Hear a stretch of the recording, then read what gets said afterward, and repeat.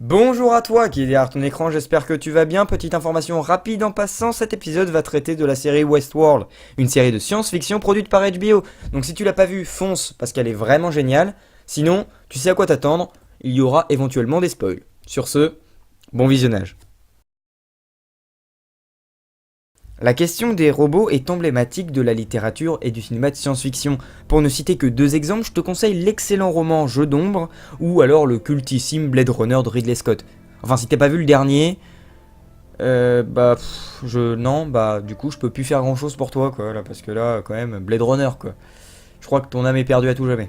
Enfin, bref, c'est que la figure fictive du robot permet de déconstruire et de questionner la nature de notre humanité pour mieux comprendre qui nous sommes et ce que nous sommes au fond de nous.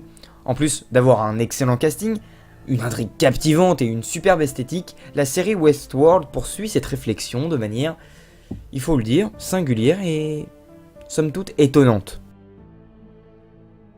These violent delights have violent ends. Ces plaisirs violents ont des fins violentes. La prophétie du théâtre shakespearien, si souvent répétée par les androïdes ou hautes au cours de la série, prend tout son sens lors des derniers événements du final de Westworld. Attention, gros spoiler, l'attaque menée par les hôtes contre l'élite de Delos et de la société américaine en général fait écho à la violence des humains tout au long de la série, l'ultime moyen de reprendre ses droits sur leurs oppresseurs.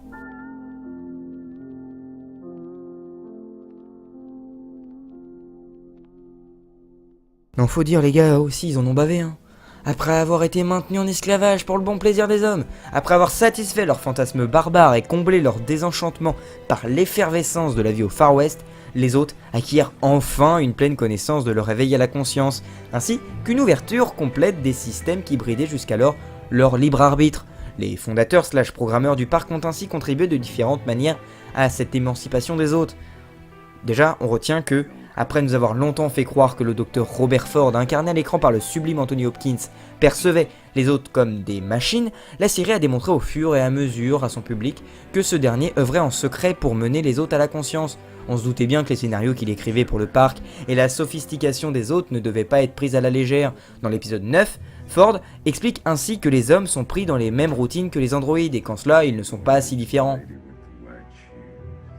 Et d'ailleurs, si Ford a longtemps affirmé que le programme des hôtes les protégeait de la souffrance occasionnée par la conscience, on s'aperçoit qu'il souhaitait en réalité les libérer de leur carcan vécu à leur façon par tous les hommes. Et le dernier épisode de la saison 1 relate en effet cet acte ultime pour permettre aux autres de jouir librement de leur conscience. Et d'ailleurs, Ford prend l'exemple de la création d'Adam, la fresque cultissime de Michel-Ange peinte au plafond de la chapelle Sixtine, pour démontrer l'aliénation auto-générée par la conscience. Le voile qui entoure Dieu prend ainsi la forme d'un cerveau humain. Cette figure serait donc un indice laissé par le peintre Michel-Ange pour comprendre que ce n'est pas Dieu qui a créé Adam, mais que c'est Adam qui a créé Dieu. The divine gift does not come from a higher power, but from our own minds. C'est quand même un peu ironique, non ? Une peinture qui dénonce le fait que l'homme a créé de sa propre main un dieu, exposé dans un des plus grands lieux saints, où ce même homme vénère ce même dieu. Enfin, dans tout ça, la clé se trouve dans le Deus ex machina. Si l'on reprend l'origine de cette locution latine, on s'aperçoit qu'elle désigne le mécanisme permettant l'intervention d'un dieu sur une scène de théâtre pour résoudre l'intrigue. C'est la définition la plus simple. C'est là que tout est dit. Le divin est une projection, un artifice qui prend place au sein du théâtre de l'esprit pour répondre aux questions posées par l'existence. C'est là que l'on pose la base de l'existentialisme. Michel-Ange semble en effet avoir caché un message dans sa fresque, le divin serait donc une projection de l'esprit humain.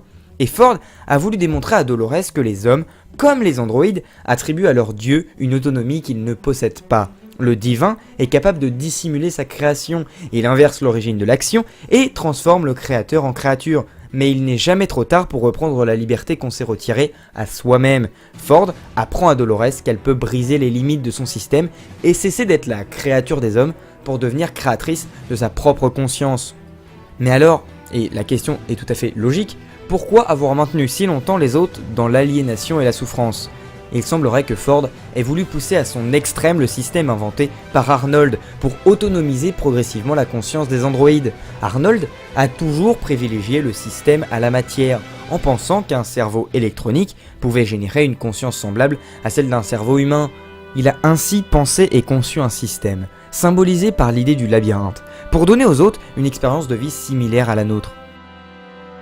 Ça nous fait donc arriver au sujet principal de la vidéo, que nous apprend donc le labyrinthe.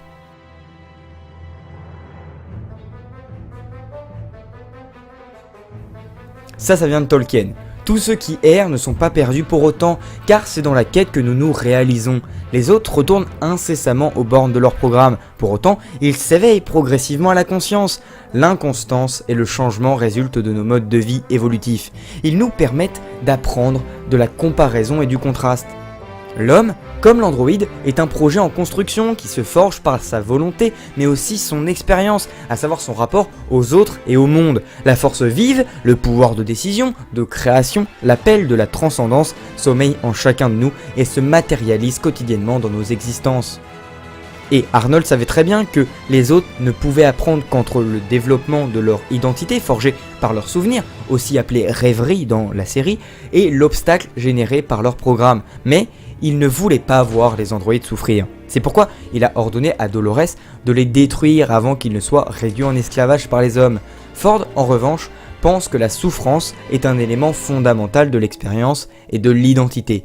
Il fallait, selon lui, que les autres apprennent à souffrir pour se construire et devenir pleinement conscients.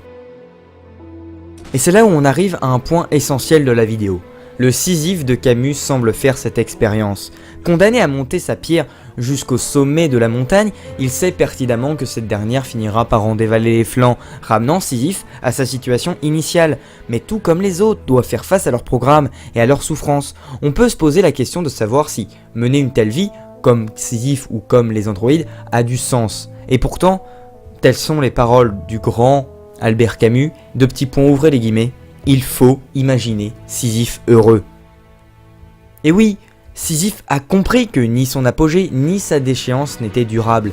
Chaque jour, il mène sa vie dans l'incertitude, le cœur allégé par la foi en l'espoir, crucifié par la crainte d'une désillusion. Il sait pertinemment que sa quête est vaine, car soumise au changement. Pourtant, il est heureux. Oui, il est heureux parce qu'il est riche de ce qu'il a vécu. Personne ne pourra lui prendre l'expérience et le souvenir, la sagesse et le sentiment, tout ce qui fait le sublime de la nature humaine.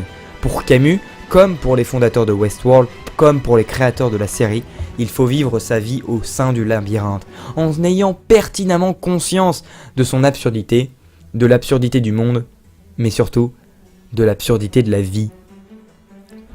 Voilà, cet épisode est à présent terminé, j'espère qu'il vous aura plu. En tout cas, moi, j'ai beaucoup aimé le faire, donc si vous l'avez aimé, n'hésitez pas à mettre un pouce en l'air, à vous abonner à la chaîne si ce n'est pas déjà fait, ou encore à partager la vidéo à vos amis pour me permettre d'avoir une plus grande visibilité, et je vous en suis déjà reconnaissant. Sur ce, moi je vous dis, prenez soin de vous, restez aficionados, et à la revoyure. Voilà, là, tu vois le petit rond là? Ben, si tu cliques dessus, tu peux t'abonner. Ouais, non, mais genre, les gars qui ont inventé ça, c'est quand même des putains de génies, hein. Qu'on se le dit, ouais, vas-y, fais-le, je te regarde. Nickel. Et tu vois le petit carré là qui est à côté, enfin le petit rectangle? Ben, genre, c'est pour regarder une autre vidéo. Non, mais les gars, et le concept, c'est un truc de malade. Voilà, vas-y, fais-le, je te regarde. Vas-y, je te regarde.